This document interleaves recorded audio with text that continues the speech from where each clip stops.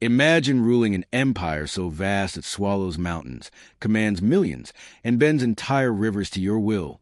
Yet every evening, as the sun begins to fall, something follows you, silent, attached, impossible to escape, your own shadow. Ancient accounts hint at a ruler who became obsessed with it, not metaphorically, but physically, almost ritualistically, a man who tried to control, avoid, even destroy what trailed him across marble floors and palace walls. But here's the mystery. Did an emperor really try to kill his own shadow?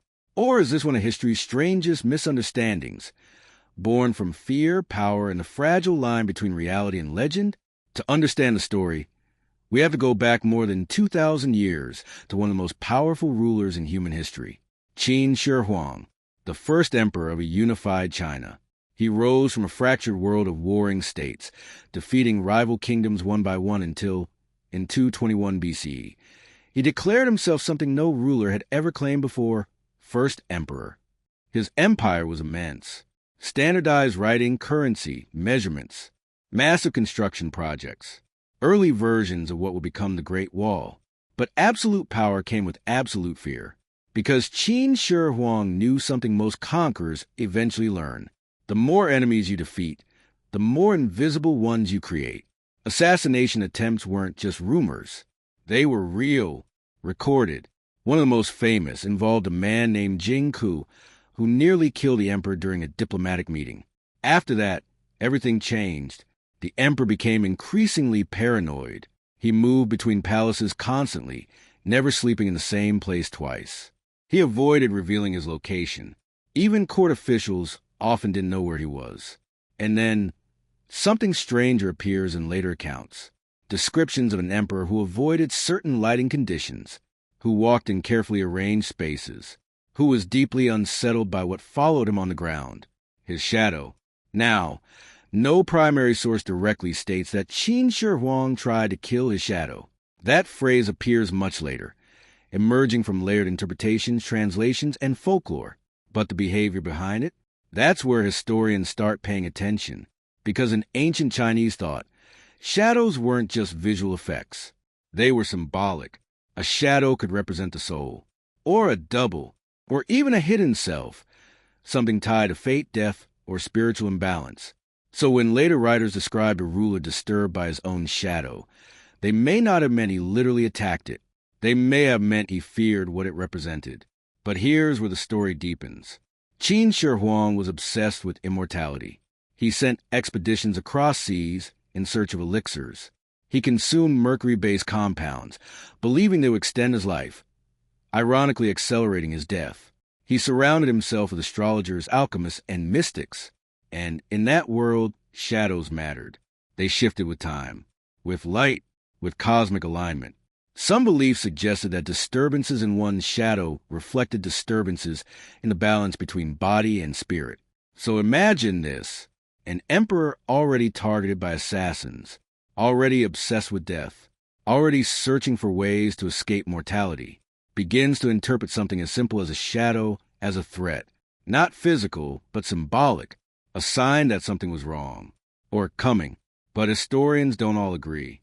Some argue this entire shadow story is a later invention, created during the Han Dynasty, after Qin Shi Huang's death. Why? Because the Qin dynasty was controversial.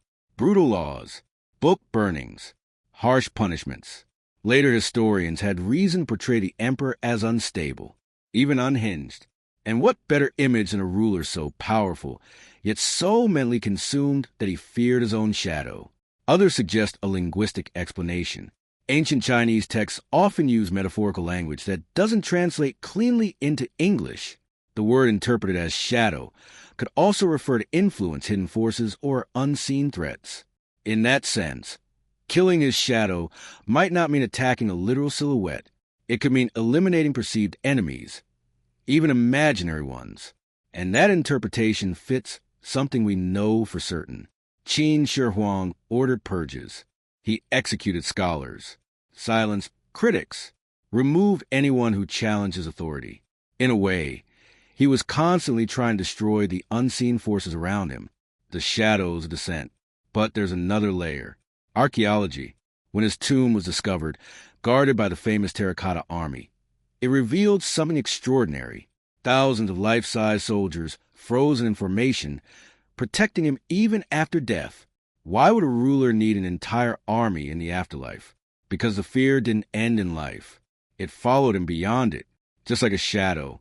So was the emperor truly afraid of something as simple as light and darkness?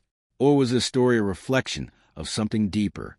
A man who conquered everything except uncertainty. Today, historians remain divided.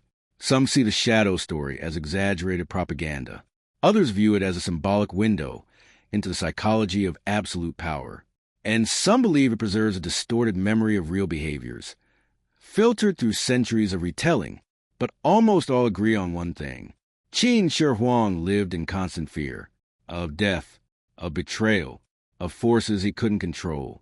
And that fear shaped everything he built, because when power reaches its peak, it often turns inward. The threats are no longer just outside the palace walls. They're everywhere, unseen, uncertain, always following.